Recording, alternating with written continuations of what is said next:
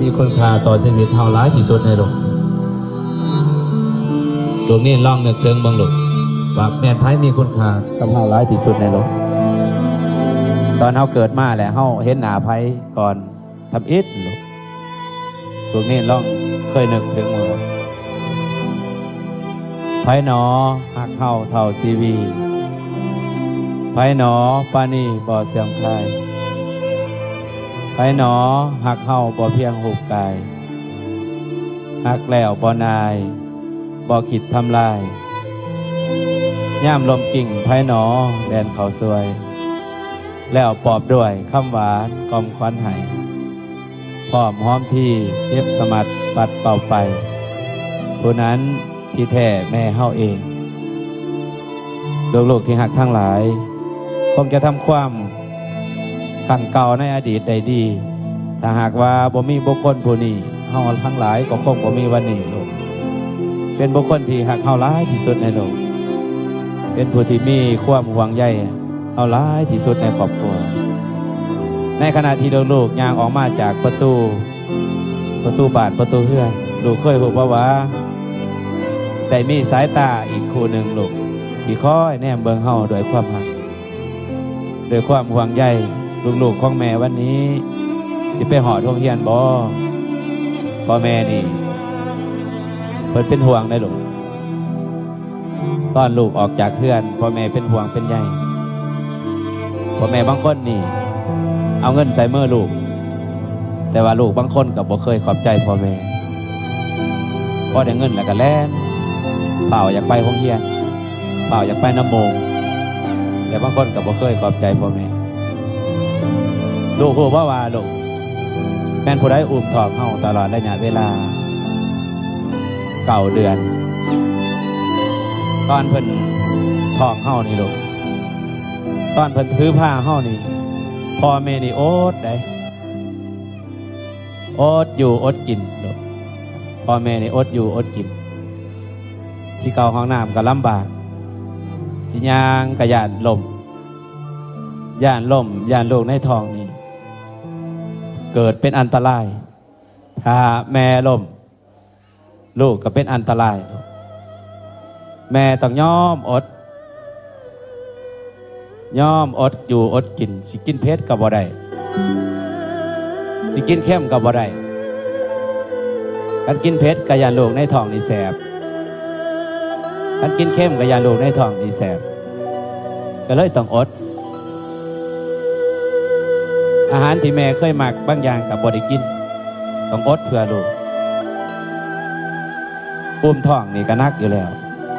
ยังมาอดกินเพื่อลูกถ้าสิกินกับยานลูกในท้องบ่สบายยานลูกในท้องนี่ทุกข์แม่ต้องในอดแต่ตอนนั่งถือผ้าสิย่างสิไปสิเข้าห้องน้ำสิไปบอนหันบ่นี้แม่ต้องคอยระมัดระวังตัวเองลูกฮู้ว่าลูกพ่อแม่บางคนนี่นะเวลาเกิดลูกไปเกิดอยู่ห้องหมอแต่บางบอนอยู่ชนบทอยู่ห่างไกลซอกนี่เพื่อสิมาหอดห้องหมอนี่ต้องทุกข์ยากลำบากพ่อแม่บางคนต้องขี่รถตกขุมพ่อแม่ต้องระวังพ่อแม่บางคนนี่เกิดลูกอยู่บ้านนอกอยู่ชนบทเกิดแบบธรรมชาติต้องเอาไม้มากัดเอาผ้ามากัดแขวไว้ตอนลูกสิออกเบ่งเอาแถเบ่งเอาว่าลูกเพื่อลูกสิออกมาว่าแม่นเรื่องง่ายพ่อแม่บางคนนี่มาออกอยู่ห้องหมอลูกขออนุญาตนำขั้นออกทาง2 ขอดนี่มันออกยากพ่อแม่บางคนต้องได้ให้หมอปาดท้องแม่อุ้มท้องนี่กระทุกข์พอแห้งแล้วลูกแถมมาหมอยังเอามีดมาแหกปาดท้องออกเอาลูกออกมาบางครั้งนี่แม่ต้องยอมเจ็บเพื่อจะให้ลูกเกิดมาแต่ลูกเคยคิดว่าลูกพ่อแม่นี่ถูกซ้ำเลยถูกบางคนนี่บ่เคยคิดพ่อแม่นี่ต้องเสี่ยงชีวิตตัวเอง เ เสี่ยงชีวิตตัวเองถึงขันว่าเอาชีวิตแลกชีวิตหมอบางคนบอกว่าถ้าปาดแล้วชีวิตอาจเป็นอันตรายบางเทื่อนี่แม่อาจจะตายลูกอาจจะรอดแต่ขั้นบ่ปาดออกลูกอาจจะตายบางครั้งนี่แม่ต้องแลกชีวิตว่าเป็นหยังกะยาเด้อทานหมอที่ขอให้ลูกนี่เกิดมาแม่ในสีใต้กะยายอมให้หมอดิปาดท้องหมอก็ต้องได้ปาดท้องเพราะเบิ่งแม่ลูกลองนึกภาพลูกขนาดไม่บาดเฮาก็ยังเจ็บซ้ำใดล่ะลูกน้ำปักเฮาเนี่ยก็ยังเจ็บซ้ำใดล่ะลูกๆเคยคิดว่าลูกหมอนี่ปาดออกบ่แม่นปาดน้อยๆเลย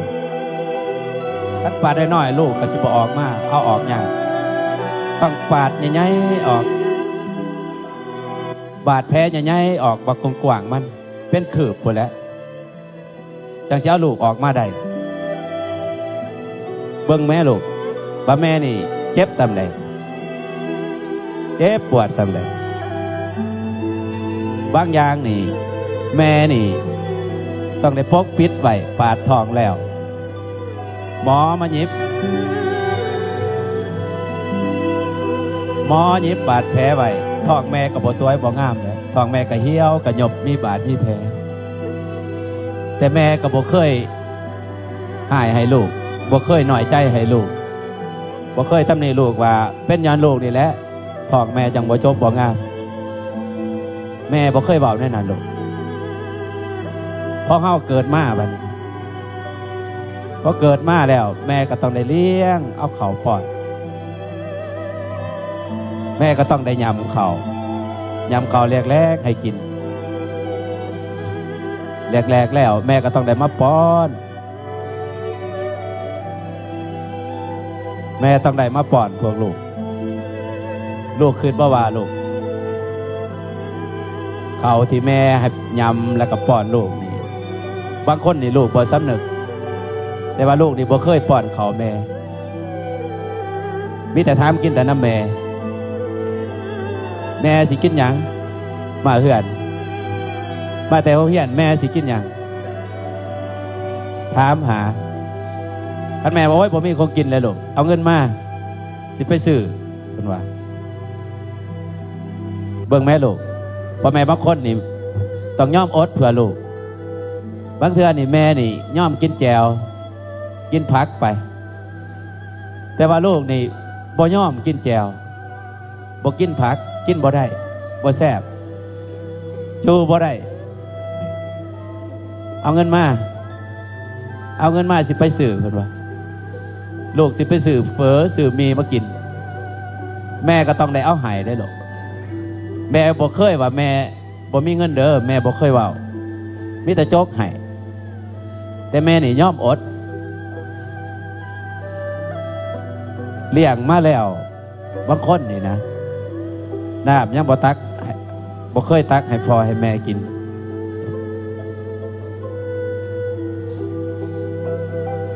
บ่เคยตักให้พ่อให้แม่กินถ้าขอบ่ได้ก็วนก็วายว่าอยากไปโรงเรียน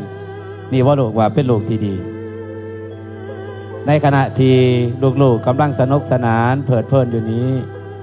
ลูกฮู้บ่ว่ามีบุคคลที่กำลังอดเพื่อให้เฮาได้อิ่มมีบุคคลหนึ่งที่กำลังทุกข์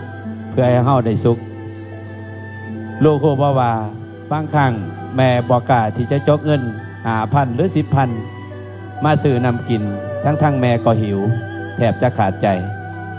แต่ก็ย่านลูกบ่มีเงินไปโรงเรียนย่านลูกบ่มีแนวกินอยู่โรงเรียนแม่บางคนต้องยอมแบกหน้าของตนไปกู้หนี้ยืมสินก็มีบางเถื่อหาเงินบ่ทันก็ต้องได้ไปยืมมาให้ลูกซื้อบัตรโทรศัพท์เติมเงินก็ต้องไปยืมมาให้แต่ลูกนี่บ่เคยเลยลูกบ่เคยว่าโอ้แม่ แม่บ่มีก็บ่เป็นหยังดอกยาแล้วบ่เคยเว้าแนวนั้นแม่บ่ให้เงินก็ขาดบัดนี้ลูกบ่ไปโรงเรียนลูกสิออกโรงเรียนบ่ไปแนวนั้นบ่ลูกพ่อแม่บางคนนี่เห็นลูกคัดแนวนั้นนี่เพราะอยากให้บ่ได้ลูกแต่เพิ่นบ่ให้ลูกเห็นบ่ให้ลูกเห็นเอาเงินให้ลูกแล้วก็แล่นเขาไปห้องไปบ่อนนอนอัดประตูแล้วก็ไปนั่งให้นะแม่เหลือใจนั่งให้อยู่ห้องผู้เดียวบ่ให้ลูกเห็นปินหน้าเขาฟ้าก็ได้แต่จมแล้วว่าลูกนี่เป็นจังไดเลี้ยงมาล่ะคือบ่ฟังพ่อฟังแม่เด้ลูกคือเป็นแนวนี้เด้แม่บ่เคยจมให้ลูกได้ยินแต่แม่ก็จมผู้เดียวอยู่ในห้องจมแล้วน้ำตาแม่ก็ไหลอยู่แต่ลูกนี่ได้เงินนี่ก็ไปซื้อบัตรโทรศัพท์โทรหาแฟนบางคนแต่ว่าบ่เคยโทรหาพ่อหาแม่ได้ลูกพวกลูกทั้งหลายบ่คือเพื่อนลูกๆบางคนขอเงินแม่ตั้งแต่ได้30,000เพื่อไปเติมบัตรโทรศัพท์แต่ก็พระอาจารย์ก็ขอถามว่าเติมมาแล้วเคยโทรหาแม่จักครั้งลูกพวกลูกเติมบัตรมาเนี่ยเคยโทรหาแม่จักครั้งหมดเงินไปจักกีบแล้วที่พวกลูกใส่เงินพอเงินแม่แต่ทีเดียวนี้เขาจะใส่โทรหาไผโทรหาหมูบางคนโทรหาแฟนคันเว้ากับแฟนนี่ก็ดีมดที่ฮักที่เก่าละบ่เพิ่นถามกันแต่เวลาโทรหาพ่อหาแม่ลูกบ่เคยโทร